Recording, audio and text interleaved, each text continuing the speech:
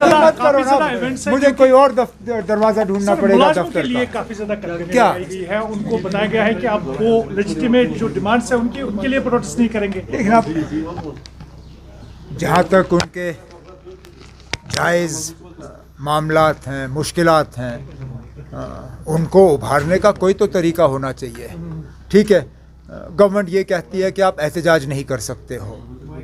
Unionism में तो एहतजाज की इजाज़त ही होती है, और अगर वो कहते हैं कि आप प्रोटेस्ट नहीं कर सकते हो तो कम से कम फिर वो एम्प्लॉयज़ को बताएं कि जो उनके जेन्युइन डिमांड्स हैं उनको हल करने का क्या तरीका है। बाकी सर्विस कंडक्ट रूल्स तो हर किसी मुलाजिम पे लावी होते हैं, और वैसे भी मुलाजिम कभी अपनी मर्ज़ी से सर्विस कंडक्ट रूल्स के ख़िलाफ़ जो है कार्रवाई नहीं करता। जब करते हैं तो कोई जेन्युइन उनकी ग्रीवियंस होती है, उनकी डिमांड्स होते हैं।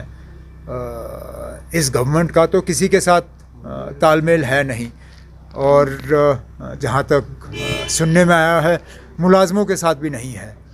तो मुझे लगता है कम से कम मुलाजमों के लीडरों के साथ बैठ के कोई मशवरा होना चाहिए कि ठीक है ना, प्रोटेस्ट नहीं तो फिर कौन सा ऐसा तरीका है जिसके तहत मुलाजिम जो हैं अपनी बात हुक्मरान तक पहुंचा सकें। और क्या उमर साहब, रोड बन गया है केव तक, जो हज़ारों वहाँ पे पोनी वाले हैं उनका क्या होगा, कैसे देखते हैं आप इसको? ना, एक तो पोनी वाला है, लेकिन आबो हवा की बात है ना। यहाँ पे तो ग्रीन बेल्ट बचाने के लिए तो अदालतों ने कितने फ़ैसले दिए हैं। यहाँ डल के किनारे आपको कुछ बनाने की इजाज़त नहीं है। डल के बीच जो लोग रह रहे हैं उनको अपने घरों की मरम्मत करने की इजाज़त नहीं। केव तो दूर की बात, पहलगाम में आज घर की मरम्मत करने की इजाज़त नहीं। गुलमर्ग में कितने लोगों के काम रोक दिए गए हैं। इसी तरह सोनमर्ग में बने हुए स्ट्रक्चर जो हैं उनको उन पर रोक लगी हुई है एनवायरनमेंट के वजह से।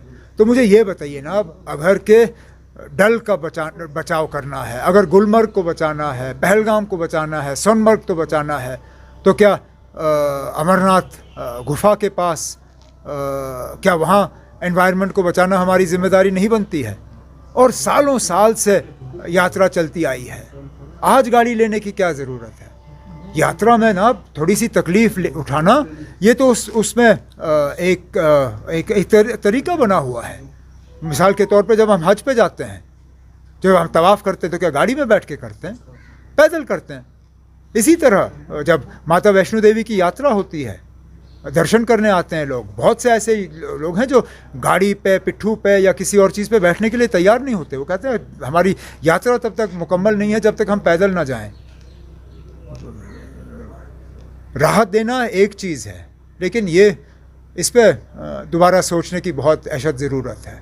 ये इन इलाकों में गाड़ियों को लेना उन इलाकों की तबाही के बराबर है।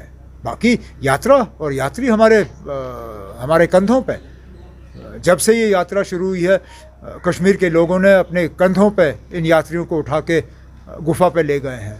आज भी करेंगे, कल भी करते आएंगे, लेकिन हमारी आबो हवा से इस तरह खिलवाड़ करना ये अच्छी बात नहीं है। उमर साहब, जो सुप्रीम कोर्ट में 370 की हियरिंग लगभग 2 महीने हो रही है, आप कब एक्सपेक्ट कर रहे हैं कि वो जिताएगा?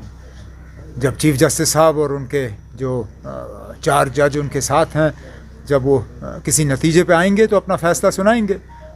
जहाँ तक मैं कानून को समझता हूँ, एक ऑनरेबल जज जो हैं वो रिटायर होने जा रहे हैं दिसंबर में। उनके रिटायरमेंट से पहले फ़ैसला सुनाना ज़रूरी है, क्योंकि अगर फ़ैसला सुनाने से पहले वो रिटायर हो गए तो ये सारा सिलसिला जो है ये ख़त्म हो जाता है, और हियरिंग्स जो हैं वो दोबारा शुरू करने होंगे।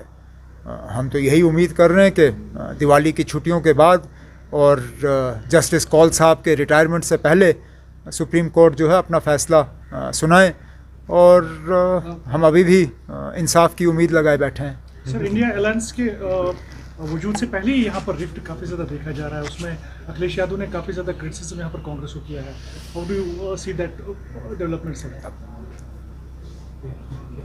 अगर इंडिया अलायंस को स्टेट इलेक्शंस में सीट शेयरिंग का नहीं करना था तो पहले से ही साफ कर देते। मैं इन मीटिंगों में शरीक हुआ हूँ, हर मीटिंग में मैंने हिस्सा लिया। बार बार ये बात उठी कि क्या अलायंस असेंबली के लिए होगा या नहीं होगा, और फैसला हुआ नहीं। और इस बात का अब नतीजा सामने आ रहा है। इंडिया अलायंस के तमाम मेंबर जो हैं एक दूसरे के खिलाफ मध्य प्रदेश, राजस्थान वगैरह में इलेक्शन लड़ रहे हैं। कांग्रेस ने यहाँ तक कहा कि ये इंडिया अलायंस सिर्फ पार्लियामेंट इलेक्शन के लिए है। अगर ये दुरुस्त है तो फिर जो करगिल में हुआ उसको इंडियन अलायंस के को क्रेडिट क्यों मिला? उसका तो इंडिया अलायंस से फिर कोई लेना देना नहीं था।